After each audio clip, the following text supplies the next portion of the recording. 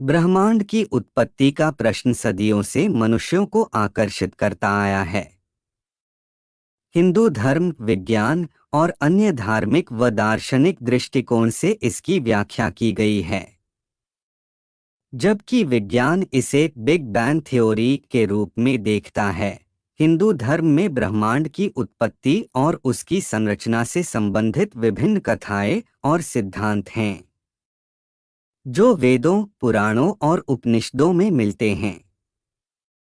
दोनों ही दृष्टिकोणों से ब्रह्मांड की उत्पत्ति को समझना दिलचस्प है। वैदिक दृष्टिकोण।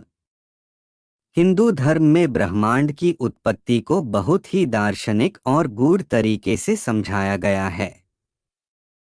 वैदिक साहित्य में सृष्टि की प्रक्रिया को विस्तार से वर्णित किया गया है। ब्रह्मा का सृजन कार्य हिंदू धर्म के अनुसार त्रिमूर्ति ब्रह्मा, विष्णु और महेश में ब्रह्मा को सृजन का कार्य सौंपा गया है।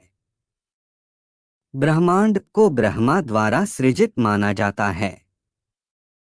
ब्रह्मा ने सृष्टि की रचना ब्रह्मांड के रूप में की, जो अनंत और असीमित है।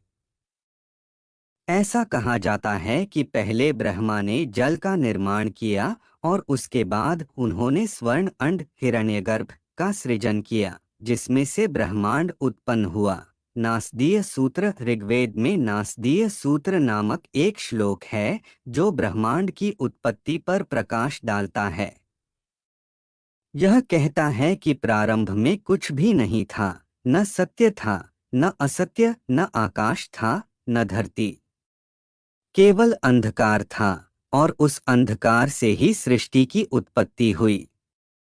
यह श्लोक ब्रह्मांड के रहस्यमय प्रारंभ को इंगित करता है, जहाँ सृजन और विनाश दोनों ही अनिश्चित हैं।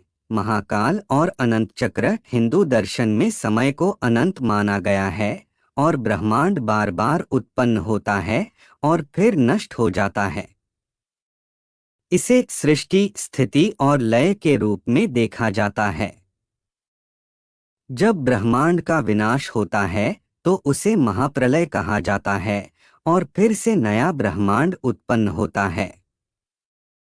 यह एक अनंत चक्र है जिसमें सृजन और विनाश की प्रक्रिया चलती रहती है। वैज्ञानिक दृष्टिकोण। विज्ञान के अनुसार ब्रह्मांड की उत्पत्ति बिग बैंग थ्योरी के रूप में जानी जाती है।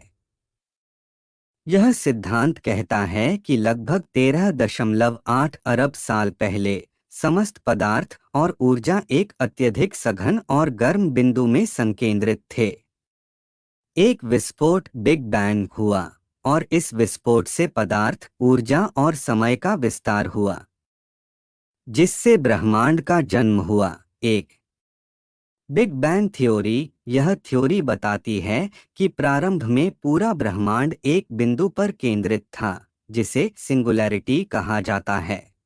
वहां से अचानक एक विस्फोट हुआ और इस विस्फोट से पूरा ब्रह्मांड फैलने लगा। इस थ्योरी के अनुसार ब्रह्मांड निरंतर विस्तार कर रहा है और यह प्रक्रिया आज भी जारी है। इस विस्तार के दौरान गैसों और धूल ने मिलकर तारों, ग्रहों और आकाशगंगाओं का निर्माण किया। 2. डार्क मैटर और डार्क एनर्जी। विज्ञान के अनुसार ब्रह्मांड का एक बड़ा हिस्सा डार्क मैटर और डार्क एनर्जी से बना है। यह अदृश्य शक्ति ब्रह्मांड के विस्तार और उसकी संरचना में महत्वपूर्ण भूमिका निभाती है। तुलना और समन्वय। वैदिक दृष्टिकोण और वैज्ञानिक दृष्टिकोण में भले ही पद्धतियां भिन्न हों, लेकिन दोनों में एक ही मूलभूत सिद्धांत पर ध्यान दिया गया है। ब्रह्मांड का जन्म एक रहस्यमय घटना से हुआ है। जहां विज्ञान इसे विस्फोट के रूप में देखता है, वहीं हिंदू धर्म इसे एक दिव्य प्रक्रिया के रूप में मानता है।